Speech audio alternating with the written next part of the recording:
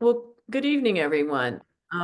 We're thrilled to have such a strong turnout tonight. It's truly encouraging that so many people are engaged in this interesting, important topic. My name is Jennifer Patterson, and I'm part of the J.E.D.I team, Justice, Equity, Diversity, and Inclusion, which includes Shauna Tracy, Kate Eversberger, and Vida Brown. We are the ones that put these presentations together for you, sometimes two, three, and four times a month. Um, so thank you for your participation. Before I begin, there's just a few housekeeping rules. We do this every meeting. When you registered for this event, you checked a little box, which during your registration, which is the code of conduct. I'm not going to read the whole thing, but I do want to read one or two of the sentences. You agree to adhere to the League of Women Voters Code of Conduct, which includes refraining from any behavior that is harassing, threatening, abusive, whether physical or verbal, and avoiding the creation of an intimidating, hostile, or offensive environment. This standard applies to all aspects of our online event, including if there are any photos that are taken during the event, they are the property of the League of Women Voters. So thank you all for agreeing to these rules.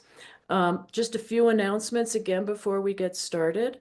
The J.E.D.I team will be taking the month of May off, so you will not, thankfully, be getting a lot of emails from us. We will be back in June full force. It doesn't mean nothing's going on. We just all have commitments we have to handle. I'm sorry, what? The other thing is, those of you who are residents in Douglas County, you're going to be hearing a lot about a home rule charter. We're not going to discuss that this evening. However, I would like you to pay particular attention to any statements related to immigration. We are somewhat monitoring that and making it possibly a future discussion. So, home rule charter, pay attention to immigration statements. Regarding tonight's format, Kathy as Ebersberger is going to be monitoring the chat, and we ask that you keep your microphones muted and please put your questions into the chat. She will work through them as they come in. Elizabeth Jordan, who asked me not to call her professor. Um, I'm just going to say a few statements because she wanted to introduce herself as well. Very talented individual. Um, she is an assistant professor at the University of Denver Sturm College of Law, where she directs the Immigration Law and Policy Clinic. Her work focuses on, and maybe I shouldn't say this, I'll let you say what you want to say. But she brings extensive experience to immigration law, disability law, and the criminal legal system. She is supervising students who are actively representing individuals in ICE detention and removal proceedings at the Aurora Detention Center.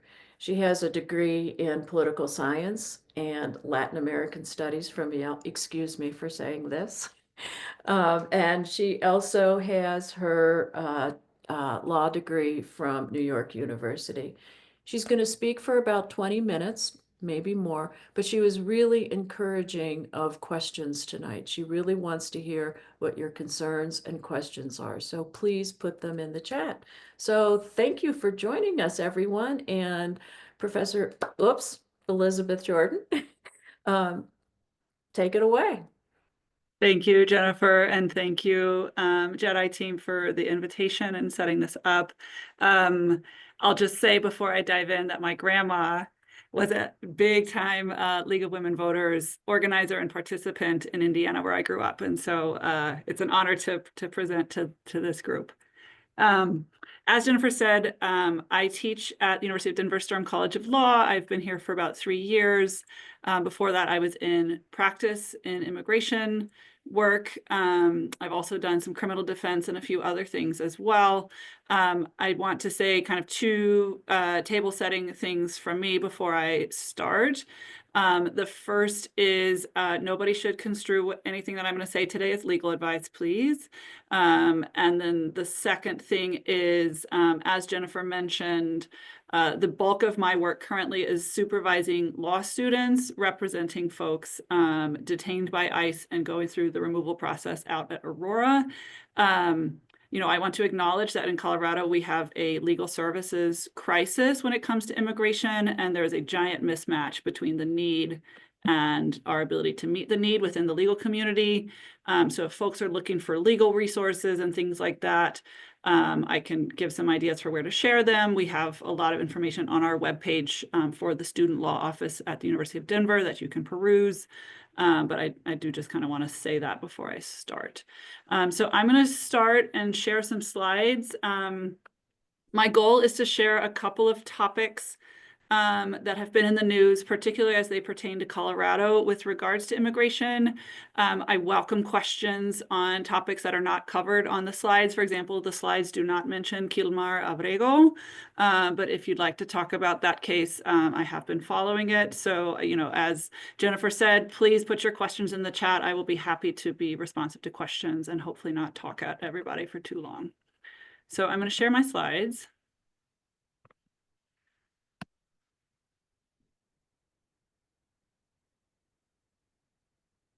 And then I will also just own that I created these slides for a different presentation about a month ago. I have updated them, but some of them honestly feel a little bit quaint in retrospect, just given how fast and extreme things have gotten in the immigration space in the last couple of weeks. So these are some updates on immigration issues that seem to be hot topics in Colorado. I'm going to talk a little bit about temporary protected status for Venezuelan newcomers, which is a nationwide immigration status. TPS was in the news quite a bit during the campaign and has been in the news on and off since, but is an issue that particularly impacts a very large community here in Colorado. I'm going to update on some of the raids that happened in Colorado early after the inauguration.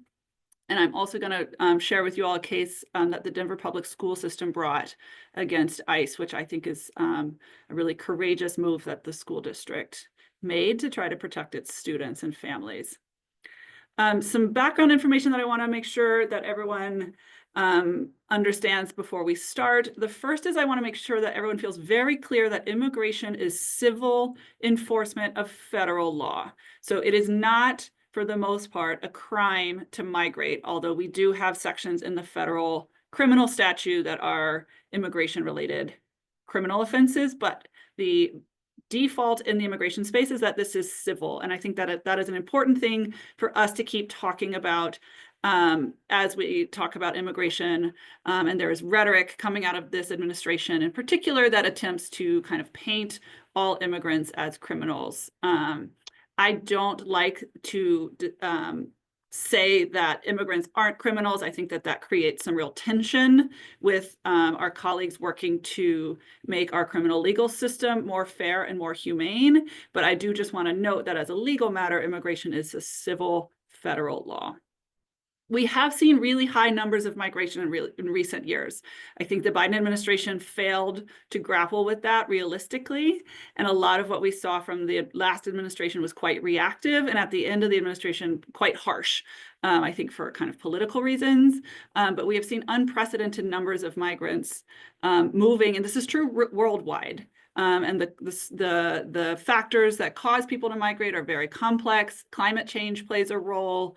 Foreign policy and conflict and wars play a role in Venezuela, which has been the largest source of migration, the country with the largest kind of sending country is what we call it in Latin America in recent years. Venezuela has been functionally economically collapsed for about a decade and politically also quite repressive. And so the combination of those two things has caused, I think the number is something like 7 million Venezuelans to leave their country. We have hundreds of thousands of Venezuelans who have made their way all the way to the United States, most of them walking, including passing through the Darien Gap in Panama, which is one of the most dangerous places on earth. But we also have just huge numbers of Venezuelans displaced to Colombia, Peru, Chile, Mexico, and the like. So this is a regional issue. I also want to say that many longtime members of our community are immigrants. Many of them sit in a legal status that is not very secure, and ICE enforcement, in addition to the kind of rhetoric we see coming out of the southern border, ICE enforcement is a big deal in the interior, including in places like Colorado. ICE has authority to arrest people on suspicion of civil immigration violations anywhere in the United States, and I'm going to talk about that a little bit more when we get to the raids. And being here for 30 years, having U.S. citizen children and grandchildren does not necessarily protect somebody from those enforcement measures. And we see that in particular in Colorado, where we have many, many immigrant communities who have been here for a very long time. Okay, so my first update is on TPS. Again, that's temporary protected status for Venezuelans. So temporary protected status is a statutorily authorized temporary status. Temporary is a bit of a misnomer. Many people have TPS for years or even decades. The idea behind TPS is that if there is a reason that folks cannot return home, separate from an asylum claim, that they can be granted this temporary protected status, right? So temporary protected status was actually created in 1990 on a bipartisan basis in response to the civil war in El Salvador. So a civil war is a conflict that could be grounds for TPS. Also things like major natural disasters. We saw TPS issued for Hondurans after Hurricane Mitch and Haitians after the 2010 earthquake. So it's technically a temporary protected status, but for example, I know folks from El Salvador who have had TPS since roughly its creation. So many people who have TPS actually have it for generations. We saw hundreds of thousands of Venezuelans come to the US border in 2022, 2023. You all might remember just the large number of folks who arrived in Denver in Christmas 2023. The Biden administration created a TPS, authorized a TPS designation for Venezuela once in 2021 and a second time in 2023. To receive the status, you had to be in the United States before July 31st, 2023. Thousands of Coloradan residents, we believe, applied for TPS. It's a little hard to get your arms around the number, but we think it is thousands. Here at DU, we helped a couple of hundred people apply for TPS. TPS requires passing a background check. People have to put their fingerprints down with USCIS, the benefits agency that adjudicates TPS application. And there are also eligibility requirements. So certain criminal convictions, for example, render somebody ineligible for TPS. And when you apply for TPS, you get work authorization. And so the result of this designation meant that thousands of our newcomer neighbors were able to start working in the formal economy, paying taxes, et cetera.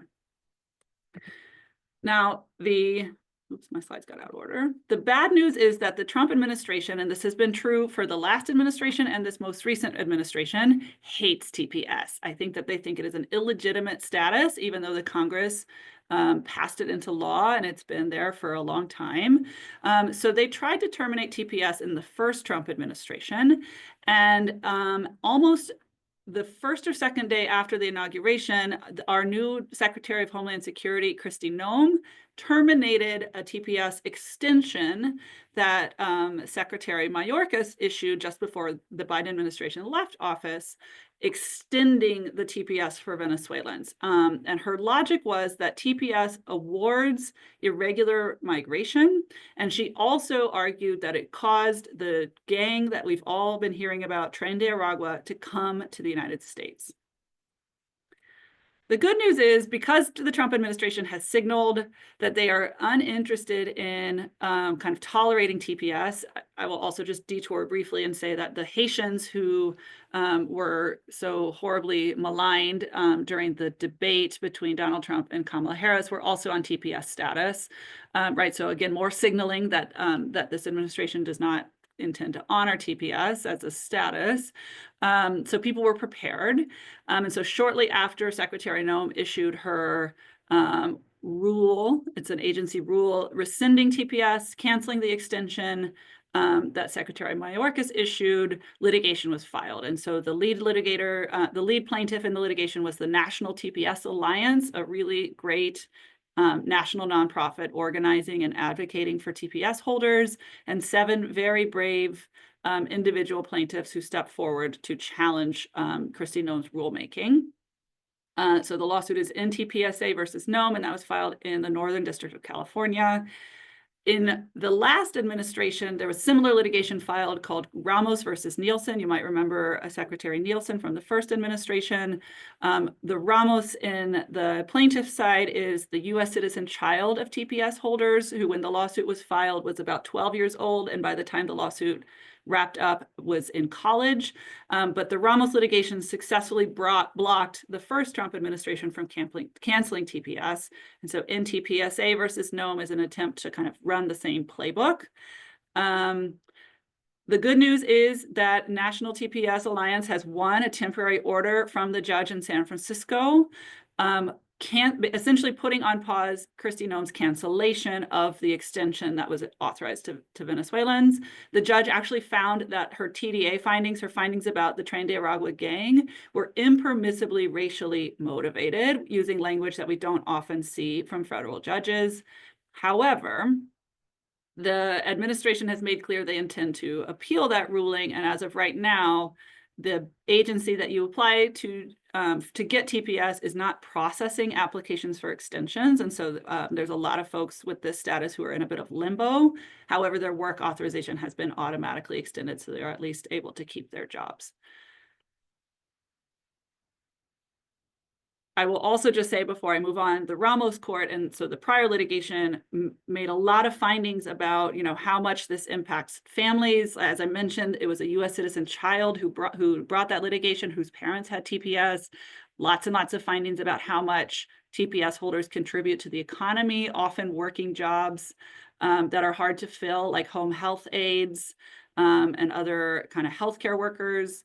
And I expect that the National TPS Alliance is building kind of similar advocacy points for the judge to consider in this litigation. And it's true, right? We know that TPS holders and other folks who get access to work authorization stabilize, pay their rent with more ease, contribute taxes, et cetera. The second update I wanted to share is about what I might call, I've called here raids, but it might be better characterized as just kind of the high-profile targeting of the Denver area and mostly our Venezuelan newcomer neighbors by the administration. So the picture I have here, for those who don't recognize him, is Tom Homan, who is the so-called border czar for the new administration. He was a key ICE official in the last administration, and then obviously Mayor Johnston on the right. Some things to know about this is that Denver and Aurora were the subject of really intense campaigning prior to the election. The Trump administration announced that they were going to be conducting what they called Operation Aurora, and really kind of sensationalized, misleading information about the state of public safety in Aurora. I know that Representative Crow touched on that when he spoke to this group previously.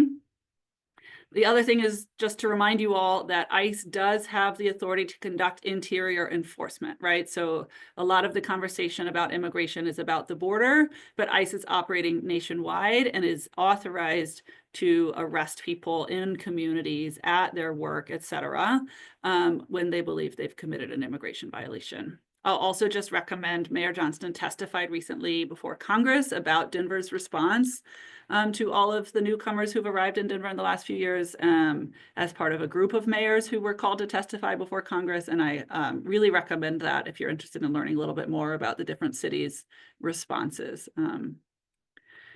So you might have seen this on the news, but we had a series of raids, particularly one at the end of January and one shortly thereafter in early February, where ICE and their partner agencies, like the DEA, the Drug Enforcement Agency, the Alcohol, Tobacco, and Firearms Agency, and the FBI, have conducted very high-profile raids under the new administration. So the first one was at the end of January. There was an unauthorized warehouse party in Adams County, just kind of over the line from Denver. They announced that it was a so-called TDA party, Tren de Aragua party. However, not a single person picked up at that party has been charged with a crime, although 41 people were placed into immigration proceedings. Notably, they picked up folks from Cuba, Romania, Italy, Venezuela, El Salvador, and other countries. And so this was really not a particular community represented at that party.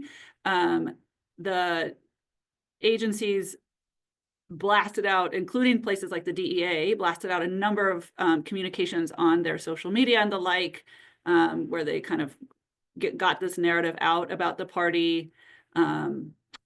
Mischaracterized, I think, based on what we've learned subsequently, who was there. And then, the only reason we know that nobody was ultimately charged for that is because the Denver Post reported it, not because the federal agency provided any follow-up information. The second raid happened on February 5th, and I've got a picture of some of the activity that we saw on that day. There were a number of apartment complexes in Denver and Aurora, kind of southeast Denver, and right over the line in Aurora, where a number of Venezuelan newcomers had signed leases, and those apartments were raided. As you can see, there were armored vehicles on the street that day, and agents from as far away as El Paso, Texas, participating, and again, multiple agencies. Again, the public rhetoric there was that somewhere between, they were targeting 100 members of the Tren de Aragua gang. We think they ultimately picked up somewhere between 9 and 15 people. And again, we only know that because local reporters have tried to track down those numbers, not because the federal agencies have shared any additional information. Nobody has been charged with a crime from that February 5th raid. And we also know that the agency used flashbang grenades in at least one apartment with children inside. And so, while ICE is allowed to conduct interior enforcement, they are supposed to, they are supposed to conduct themselves consistently with their own rules. There are actually a lot of rules and regulations that ICE has promulgated as an agency about how they conduct interior enforcement, and also consistent with the Fourth and Fifth Amendment. And it's hard for me to square flashbanging children for a potential civil immigration violation with all of our right to be free from excessive force under the Fourth Amendment. And I'll just stop for a second and say, especially the Fourth and the Fifth Amendment, your right not to be searched and seized by the government in an unreasonable manner, your right to remain silent, your right to speak to counsel if you'd like to try to talk to a lawyer before you talk to the government. All of those rights do not depend on your immigration status. All of us present in the United States are entitled to the protections of the Constitution that I just mentioned. And I'll also just say that I don't think non-citizens often don't have a lot of political power, right? They cannot vote. And so it's no surprise to me that an agency like ICE kind of pushes the boundaries on the Fourth and Fifth Amendment a little bit more than some other agency, because it's very hard for folks who are kind of politically marginalized in that way to hold the agency accountable. And I think it has, bad implications for all of our rights when this agency behaves in that way. The good news is that Denver responded quickly. I was on an email chain and found out about it about 30 minutes after it started happening. I was not alone in finding out so quickly. People knew their rights in real time. I think one of the main reasons that only somewhere between 9 and 15 people were picked up that day is because many people did not open the door, as is their right under the Fourth and Fifth Amendment. ICE did not have warrants for the most part in conducting this raid. The picture I've included here are some organizers who've been working with these communities, reminding people of their rights via bullhorn in real time. I also want to shout out a really amazing resource we have here in Colorado called the Colorado Rapid Response Network, CORN.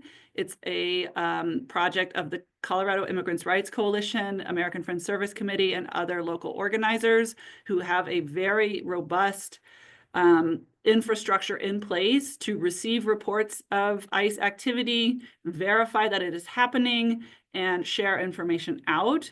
And if I'm going to plug it really hard here, I can share it with the League of Women Voters to disseminate if you'd like. My response to anybody who thinks that they have seen ICE activity in their neighborhood or something like that is to call CORN so that we can verify that information and a response can be mounted appropriately. There's a lot of rumors. ICE does not clearly label themselves when they are out, and so sometimes there are false reports, and CORN has a very kind of sophisticated methodology to figure out what is in fact happening and mount responses. The outcomes from these raids are twofold. The first is I honestly think that it was a bit embarrassing for the federal agencies to have missed their 100-person mark by so much. And we have seen, as a result, less of these kind of high-profile splashy raids and other enforcement strategies in Colorado. So we've seen, and you might have seen some of this on the news because it's not only what's happening in Colorado, things like traffic stops or going to people's homes or workplace for enforcement activity.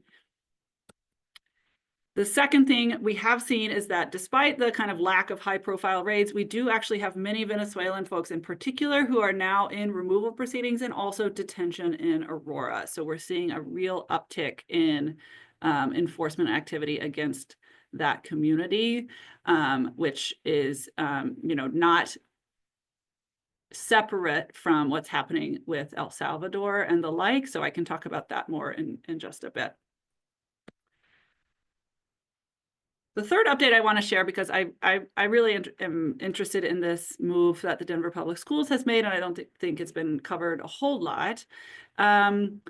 So as I mentioned, Denver and Aurora were the subject of intense campaigning. The Operation Aurora, ICE can conduct interior enforcement. However, for about 3 decades, ICE has had a policy called the Sensitive Locations Policy. That policy prohibits the agency from conducting enforcement activity at places like schools, hospitals, churches, on the theory that we shouldn't be, or they shouldn't be, like, interrupting church services to go arrest people.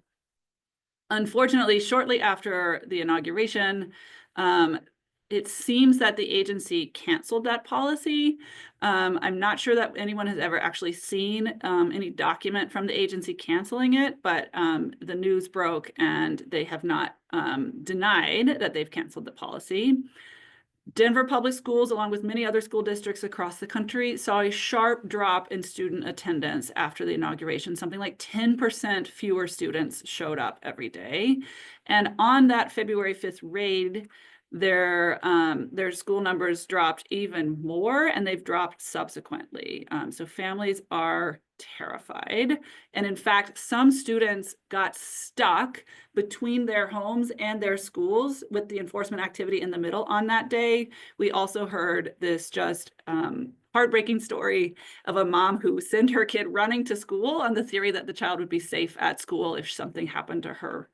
And so the DPS responded by saying that this cancellation of the sensitive locations policies means that they cannot protect their students, and it is harming their ability to educate and keep their students safe when the kids can't come to school or aren't coming to school. And they sued. Denver Public Schools as an entity sued, again, Kristi Noem and the Department of Homeland Security here in the District of Colorado. They sought to preserve the sensitive locations policy, prevent ICE from conducting enforcement at the schools. I will also note that the church's portion of the policy has been separately challenged by a number of faith communities around the country, and they have prevailed. We had some very scary news footage from a few months ago now of a church in Georgia where ICE showed up at the doors, and a judge in the District of Columbia, a federal judge, found that that was enough to show that churches and other faith communities were being harmed by the cancellation of this policy. And so as to churches, the policy is still in place. Unfortunately, DPS did not prevail, and the federal judge here in Colorado found that they had not shown sufficient harm to be able to seek a remedy in court. So as you probably know, you can't go to court if there isn't a controversy or a harm. that is redressable, that you're challenging. And the judge found that DPS did not have enough to show that they had been harmed. And so the case was dismissed for a lack of standing. But as I mentioned, I'm unaware of any other school district in the country filing litigation like this. I think it's a really important kind of public act for the school district to take to signal to stakeholders in the school district that they are that the school district cares about them and is trying to protect their students and families. And so I like to highlight it and commend the school district for attempting to seek some legal accountability here. So really quick here, just some references and photo credits. And with that, I'm going to stop sharing and open it up for questions.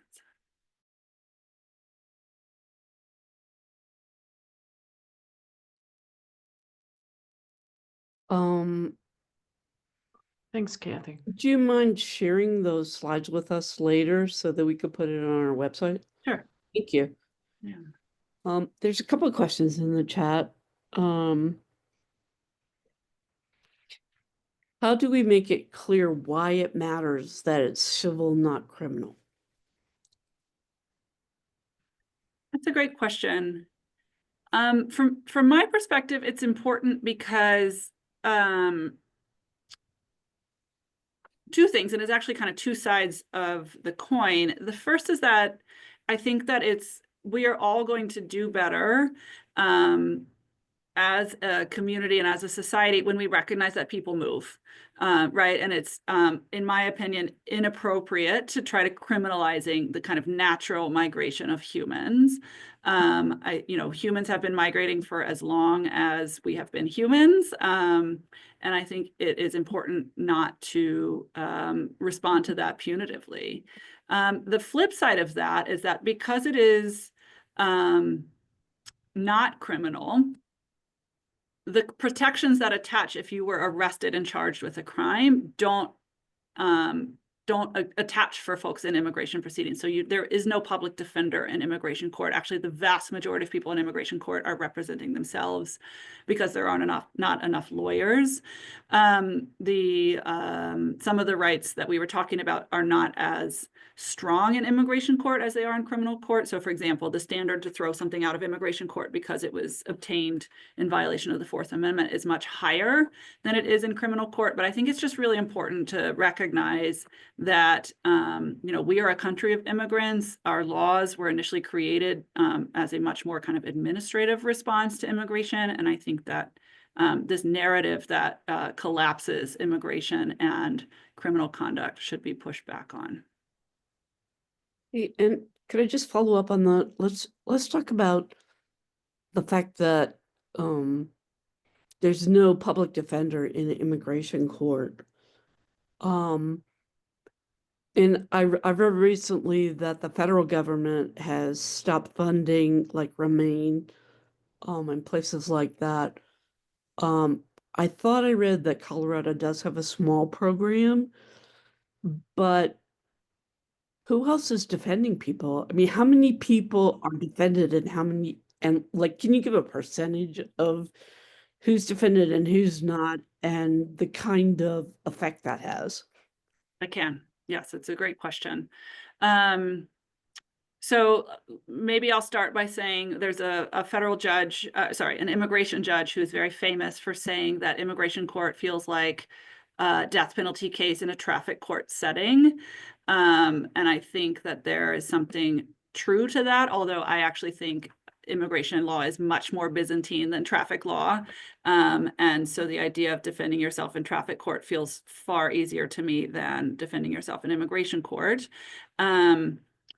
Colorado has one of the lowest rates of representation in the country. There was some recent reporting. The Colorado Sun ran a series of articles that I would recommend to folks. I think we're at something like 15% of folks who are in immigration court in Colorado have a lawyer with them.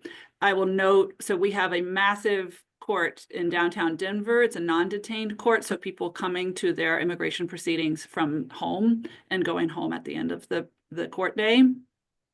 the denominator there has just skyrocketed. We have one of the largest backlogs at the Denver Immigration Court anywhere in the country, something like 75,000 cases backlogged. And so one of the reasons the rate of representation is so low is just because there are so many people on the docket. At Aurora, where the detained court is, so there is literally a courtroom inside the detention center. That's where my students and I do our work.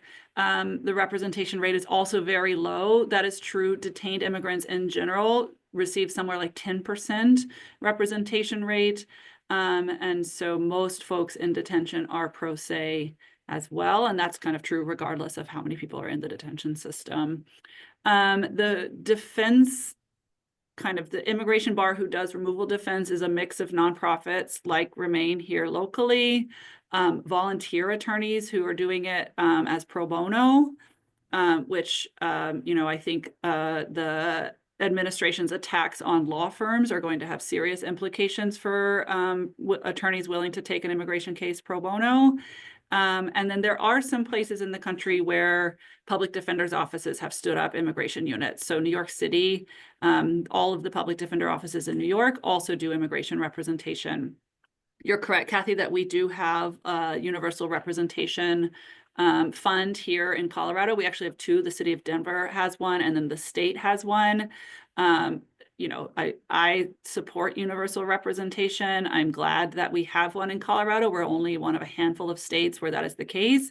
The money is significantly under what it would be required to provide a true universal representation model for Colorado residents in immigration court. And then what is the effect of people not having an attorney on their situation? Yeah, I think the biggest implication is due process, right? So we have folks going through this system who have a variety, the spectrum of kind of understanding and ability to self-advocate is very, very broad. We have, asylum seekers have very high rates of trauma survivorship, for example. So you're asking somebody to dig back into that traumatic event, representing themselves pro se. We also do have folks who've been in the United States for a long time and speak English going through court, and sometimes are able to mount a more vigorous defense. But like I said, the law is very, very complicated. There are very, very complex kind of legal analyses that people have to convince the judge to agree with them on. For example, asylum is not just for people who are afraid. You have to meet certain legal standards. They're very, very technical. And folks who are legitimately afraid to go home may or may not be able to prevail on an asylum claim. I've also seen just really concerning things in immigration court, like they do a lot of group advisals or group admissions of removability and things like that, which are, things that can have pretty drastic consequences that just wouldn't fly in places like criminal court. We don't, for example, do criminal proceedings in a group, and things like that happen in immigration court all the time. Thank you. Shawnee, your hand's raised. Yeah, thanks, Kathy. Elizabeth, this has been phenomenal. Thank you so much. I have actually two questions for you. My first one is Senate Bill 276 that we're seeing right now, basically covering protecting the civil rights of Colorado residents despite their immigration status. I would love to know your take on that, if you think that bill is going to be beneficial, etc. Yeah, thank you. Yes, I do think this is a beneficial bill. I think folks should give it a look. And if you agree, you should contact your state legislator to express your support for the bill.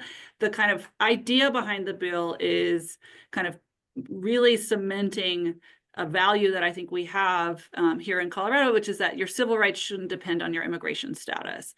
And so it's protecting right to privacy, the right to kind of protect your own data, things like that, for our non-citizen Colorado residents. So the bill touches on things like just really firming up that Colorado agencies, local, like city governments and things like that, cannot share information with federal agencies without guarantees from those agencies they will not take enforcement action, kind of strengthening areas where we emphasize we do not ask immigration status so that our neighbors can access the things that they need from the state without that information being captured and potentially shared with the government, the federal government.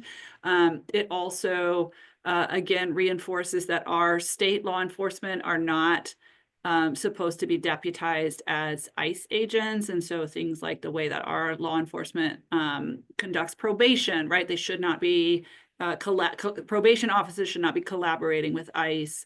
The jail should not be collaborating with ICE, things like that. So, really important kind of state protections for our non-citizen neighbors is kind of the goal of the bill. Awesome. And then just more of a general question. Would you say it is safe in any way right now to enter the country and try to seek legal status? Would you recommend anyone do that at this point in time? Again, I'm not going to give advice. I Right. think that folks should have a very individualized conversation with an attorney if they can access one, if they're thinking of coming to the United States. We have heard just horror stories of like people coming for conferences being detained. I will share that like I live in a mixed status family, and we are trying to decide for ourselves what our risk assessment is to leave and come back. And I think that's true of a lot of families right now. Thank you.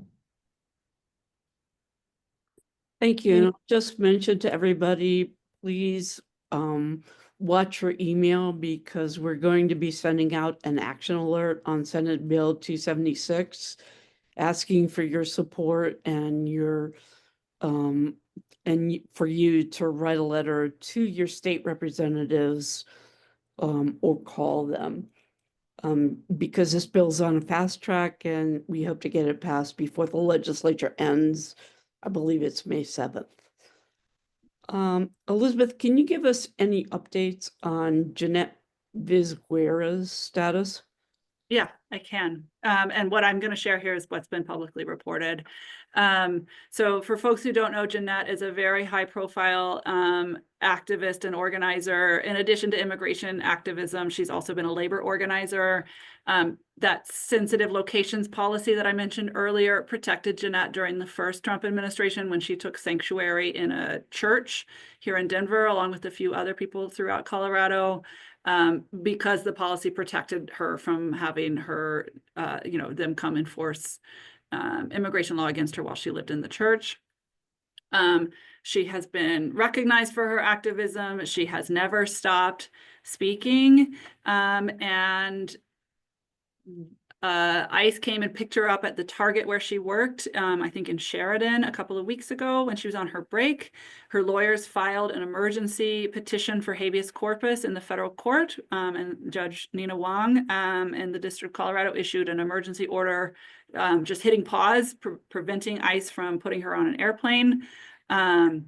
And then recently her lawyers amended the habeas corpus petition to add a First Amendment claim, the idea being that ICE decided to target her in this moment because of her activism. And I think, it's not, I hate to say this, but I was not at all surprised to see that Jeanette had been arrested when she was, just given the attack on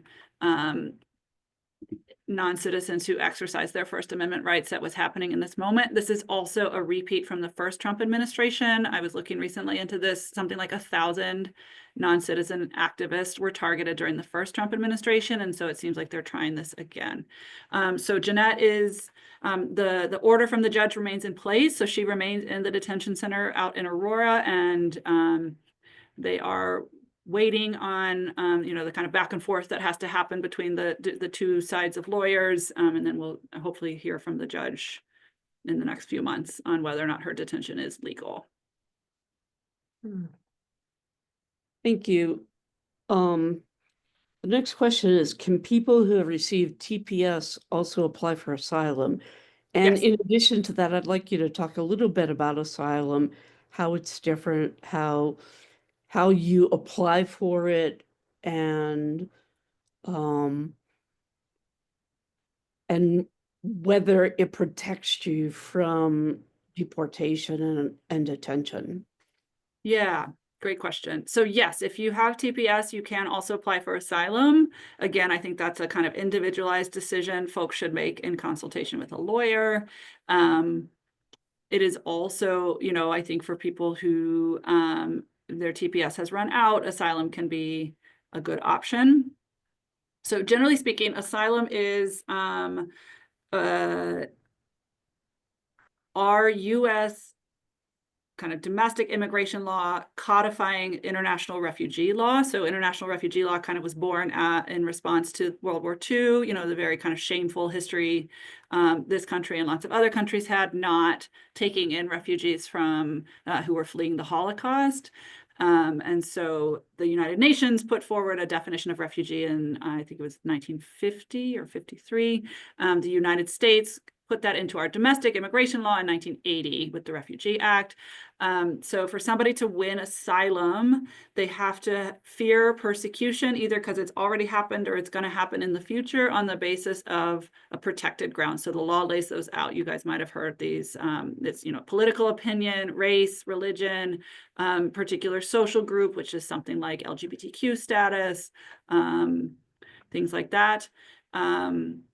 And if you win asylum, you get, if you hold asylum status, asylee status for a year, you can apply for a green card. So asylum comes with fairly durable status and benefits. Also, if somebody wins asylum, they're eligible to have their immediate family derive the same status through them. So it can be a really powerful way for people to protect, you know, their spouse and their children, for example.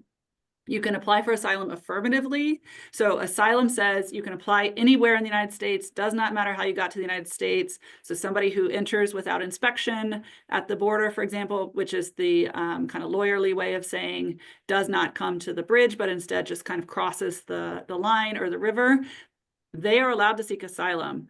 So if somebody is in the United States without status or in another status, like a student, they can affirmatively apply for asylum, and that goes not through a court system, but to an agency, and they do an interview. Asylum can also be a defense to deportation. And so for somebody who's in removal proceedings, the asylum can be one of your defenses. In addition to asylum, we have two other what we call fear-based forms of relief, and those are withholding of removal and protection under the Convention Against Torture. Asylum has a lot of eligibility kind of hurdles. You have to apply within a year of arriving in the United States. Certain criminal convictions disqualify you from asylum, etc. Withholding and CAT are mandatory, and so there are fewer eligibility requirements. And I just mentioned those because a lot of people don't know about them. And also in particular with regard to Kilmar Abrego Garcia, Kilmar had withholding of removal. So he had not won asylum, but he had won this other form of fear-based relief. And so that was because he had not applied within a year, as the asylum rules require. Withholding of removal and CAT protection do not come with a green card. So people who win those statuses are in a little bit more limbo. You know, as we've seen with Mr. Abrego Garcia, they do get work authorization. You might have seen his union put out a public statement demanding his return. And so those are the kind of fear-based relief in a nutshell. And then when do you get the protection? Like, because I've read a lot about people being detained who are asylum seekers. So, you know, how are they able to do that? Yeah, so a lot of those folks are people who have potentially started the process. Both the immigration court backlog is implicated here, and also a backlog at the agency for people who are not in removal proceedings.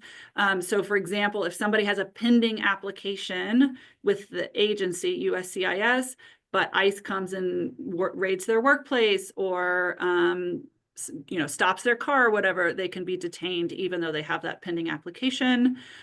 We also, you know, one of the reasons why the number in Denver is so backlogged is because when folks came to the United States in the last couple of years, many of them were stopped at the southern border and then released and given a notice to appear to go to immigration court. You know, many of them had court hearings 2 or 3 years out because of the backlog. And so they might have told the government at the border that they wanted to seek asylum, but not actually even started the court process. And so in that 2-year window, if you know, they could be subject to enforcement activity as well. Yeah, that's really interesting that people are eligible for asylum for their political opinion, but we're deporting people for their political opinion. Mm-hmm. Jennifer, you have some questions? Yeah, mine kind of relates to one that's in here in terms of given Trump's administration defiance of the Supreme Court, it seems though there's a constitutional crisis. How does it get resolved? And when he does defy, for example, bringing this person back, what are the tools? What can you do? Anything? It's a good question.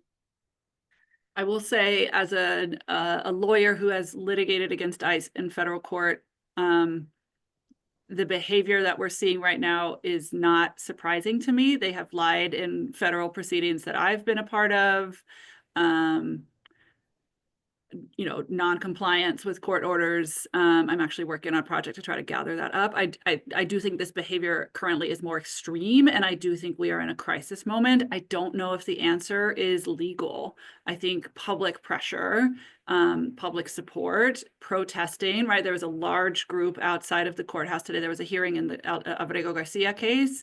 I also just saw that one of the senators from Maryland is apparently leaving for El Salvador tomorrow to see if he can go meet with his constituent. There's a very famous case from after the Civil War where the president, I guess, no, it was Andrew Jackson, I guess, wanted to do something and the court said no. And he said, you and what army, right? And, I'm not suggesting that the court should send an army, but I think it is notable that the rule of law requires people complying with the courts. Along with that, MSNBC tonight was talking about 10 people have been brought back. Do you know anything about that, and how is this situation different? Yeah, I think it's important to talk a little bit about El Salvador. The people who were brought back were women and a man from Nicaragua, is my understanding. So, I'm sure you all have seen the public reporting about how quickly those airplanes were loaded up on March 15th. I think that's one of the reasons why somebody from El Salvador who had an immigration judge order saying he could not be sent back to El Salvador ended up on that plane. But there were, I think, something like 8 women on those flights as well. And the president of El Salvador does not incarcerate women at that Secote center. And so he refused to take them. And then similarly, I think refused to take this Nicaraguan citizen. Thank you. Let me just back up and say, because I also saw some questions about the Abrego case in the chat. El Salvador has been under a state of exception, essentially martial law, for more than 2 years now. The President Bukele was elected on a very kind of harsh platform of trying to bring the gangs in El Salvador under control. And the trade-off that he is making is civil rights for security. And so there are something like 2% of El Salvador's entire population in prison now. Most of them have not had access to a judicial proceeding. They are not serving a criminal sentence. Instead, they're in indefinite pretrial detention in conditions that amount to torture. So they are harsh. They are denying people food. They are denying people medical care. They are mixing people from different regions and communities and gang affiliations in ways that feels quite dangerous. And so that is the backdrop in El Salvador to understand what's happened with Secote and the Salvadoran government, President Bukele specifically, his willingness to kind of engage in this extraterritorial, extra legal detention of people for the United States. It is my understanding that nobody has ever left Secote who has been incarcerated there, and I feel very, very worried about Mr. Abrego Garcia's possible release, just given what I think are some of the Salvadoran government incentives not to have somebody released who's been inside that facility. In addition to, I think, the United States has probably violated its international obligations under the Convention Against Torture by sending people there.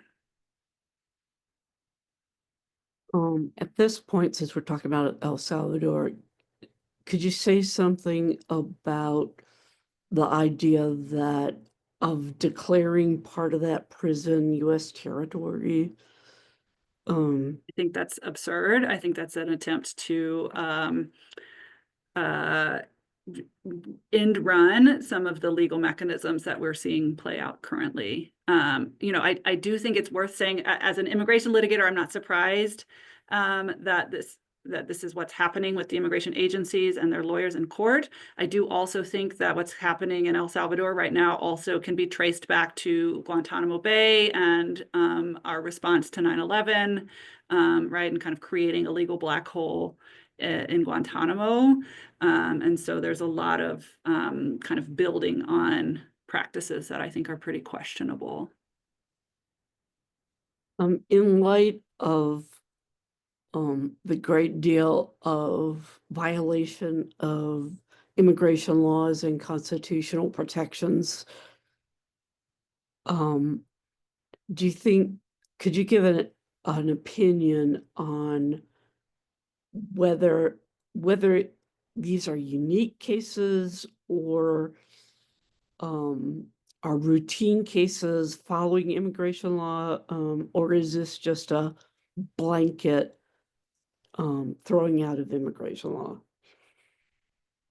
You mean specifically the actions to send people to El Salvador? No, I mean in general, the whole approach to immigration law. Is there anything that's being followed, or is the whole thing just done on the whim of whoever's doing it?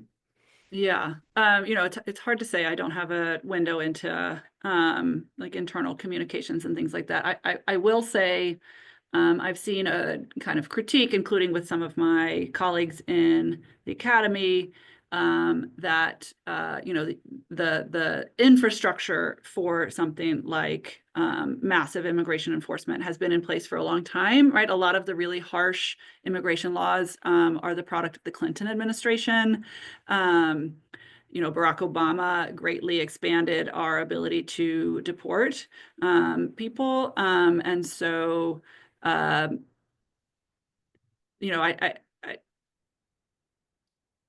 as an immigration practitioner, I kind of hate to say this, but I don't think immigration law works very well for most people, and the consequences are drastic.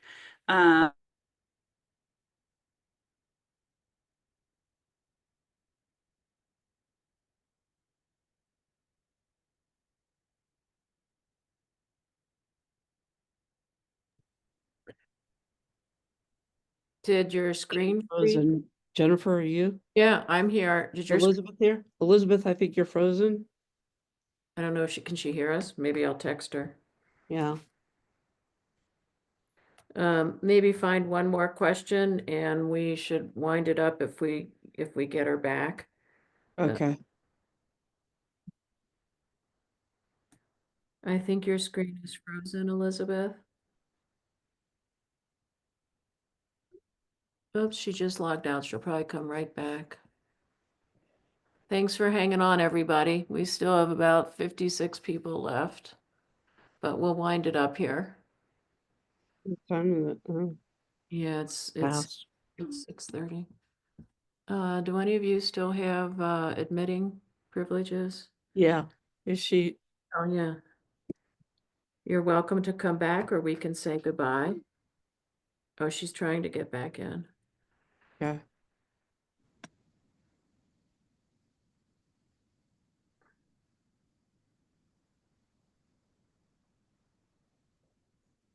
Back. If not, we can say goodbye via text.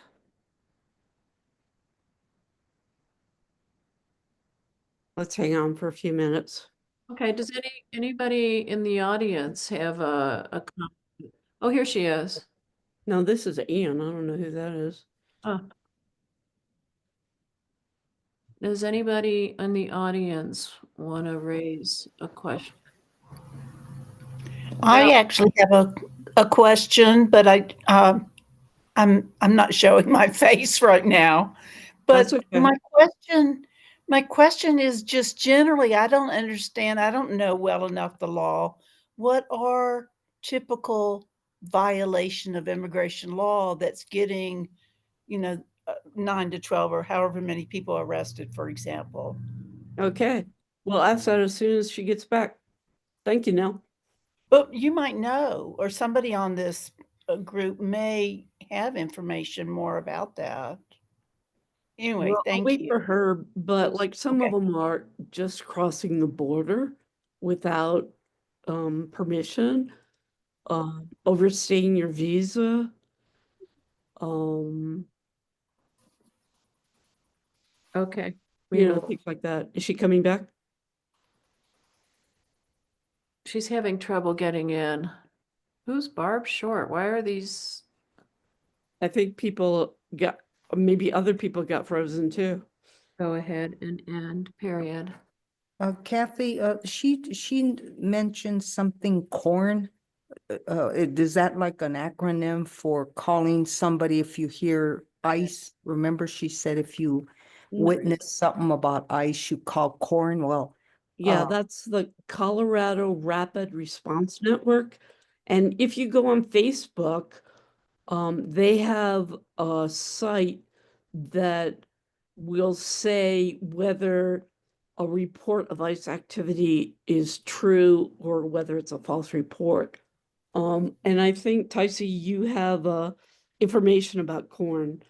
Wanna unmute yourself? Elizabeth just came back. Yay. If you look in the chat, I put in their website, Thank you, Jessica. Colorado Rapid Response Network.com, as well as the phone number. Should you see any ICE activity, there's a hotline, and then they will reach out to people and get some verification work and support going. But there's a phone number in the chat to call. okay. Okay. Thank you. I'm And not sure. now you Elizabeth- want to ask your question? Wait a sec, Elizabeth might be here. Are you there, Elizabeth? She's on her phone. Yeah, can you hear me? Yeah. Oh, yeah. There she Sorry. is. I was No, just you want to curious ask a about what question? I was curious about what some of the violations were. And so Kathy answered, a few things like not coming through the border in the proper way or whatever, and overstaying your visa. But I was kind of curious to know more about what the law is and what the people who were arrested, what kind of violations they were arrested for. Elizabeth, you're on mute. Is that for the folks who were shipped off to El Salvador? I think Either she's that or talking the in general. February 5th raid, where 9 to 12 people, if I remember correctly, were arrested. I can't speak to the raid. I haven't seen any kind of immigration implications for folks picked up in that raid. I'm just not aware of it.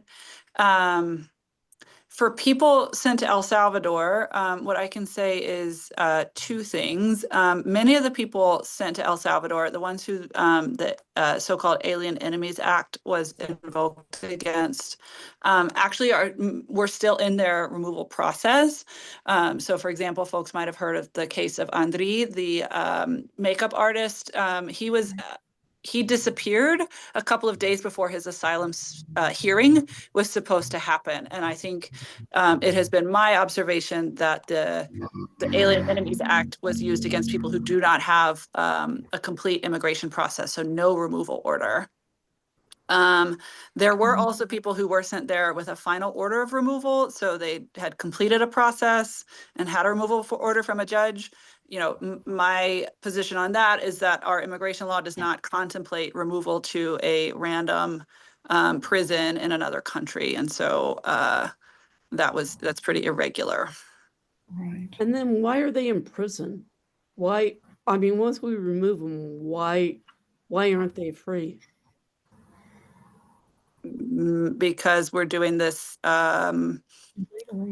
illegal, unlawful, extra constitutional, kind of straight to prison without due process. Well, let me back up and say, even with due process, that's not okay. Like I said, some of those folks do have removal orders. The removal order does not say you go to prison in El Salvador. Yeah. I think it is just